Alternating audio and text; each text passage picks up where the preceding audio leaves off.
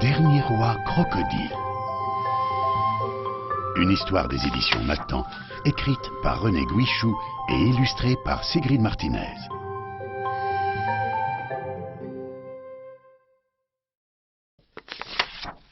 En ce temps-là, les crocodiles étaient les rois de Bretagne.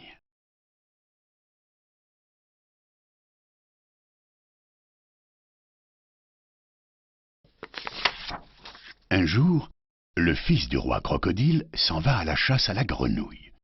Il se cache dans les roseaux qui bordent la longue plage de la baie, juste à côté du grand étang. Il guette. Il n'attend pas très longtemps. Voici une rainette qui vient chercher de l'eau à l'étang, sans aucun doute. Le prince prépare ses mâchoires.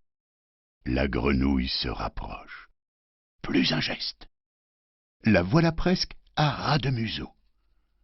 Le prince la découvre. Merveilleuse, éblouissante, supersonique. Subjugué, le prince crocodile la laisse passer. « Bah, ce n'est pas grave, se dit-il. Je la mangerai une autre fois. »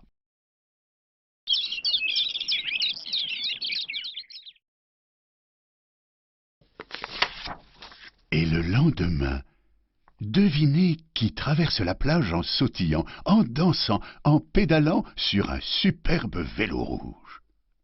La petite grenouille, bien sûr. Le prince crocodile la voit, la regarde encore. Cette fois, c'est sûr, il va la croquer. Clac, clac, et hop. Eh bien non, le prince la laisse passer et soupire. Il est amoureux, oui, amoureux. Il le crie et l'écrit partout. Le lendemain, quand la colonie grenouille apprend la nouvelle, c'est la catastrophe. On se moque du prince, on le nargue, on lui saute sur la carapace. Époque, époque, époque. Car les grenouilles n'épousent jamais les crocodiles.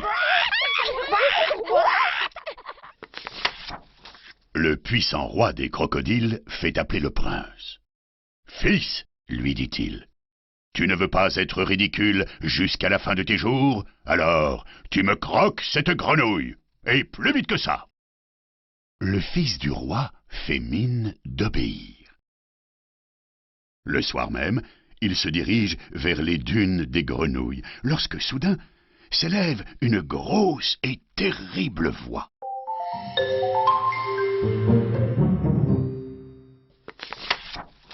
C'est la voix du dragon de feu qui vit de l'autre côté des montagnes. Menaçant, il parle ainsi aux grenouilles. « Je suis votre nouveau roi. Tous les matins, je dévorerai l'une d'entre vous. C'est décidé. Quelqu'un n'est pas d'accord ?» Et là, dans le silence de la dune bretonne, on entend une voix qui dit « Moi ». Le dragon aperçoit le prince. « Et pourquoi donc, s'il te plaît, petit crocodile ridicule ?»« Parce que c'est moi qui vais dévorer une petite grenouille chaque matin, » affirme le jeune prince. « Quoi ?» fait le dragon, tellement surpris qu'il en allonge son long cou. Le crocodile en profite. Crac ! Il croque le cou du dragon.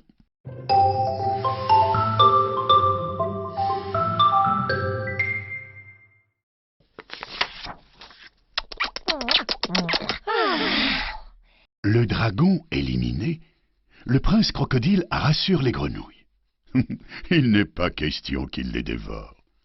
Jamais plus, ajoute-t-il, aucun crocodile ne croquera l'une d'entre vous, c'est promis. Puis, il s'en va. Un crocodile dévorant un dragon doit devenir le chef de son peuple. C'est écrit dans le grand livre des crocodiles. Quand il apprend la nouvelle du prince terrassant le dragon, le roi crocodile n'a pas le choix. il confie le trône à son fils.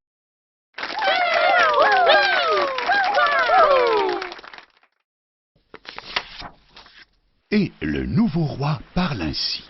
« Crocodile, dit-il, nous partons pour un beau voyage. Je serai votre guide, nous allons découvrir de superbes et lumineux pays. »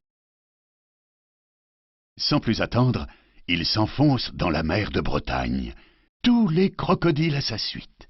Direction l'Afrique.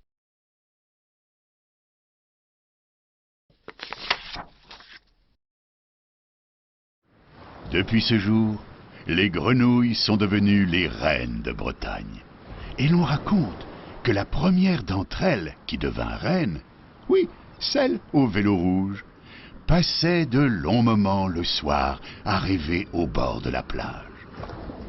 Les plus hardis assurent même qu'elle murmurait parfois dans un soupir: « Oh, l'Afrique !» Mais l'on entend dire tant de choses en cette belle terre de Bretagne.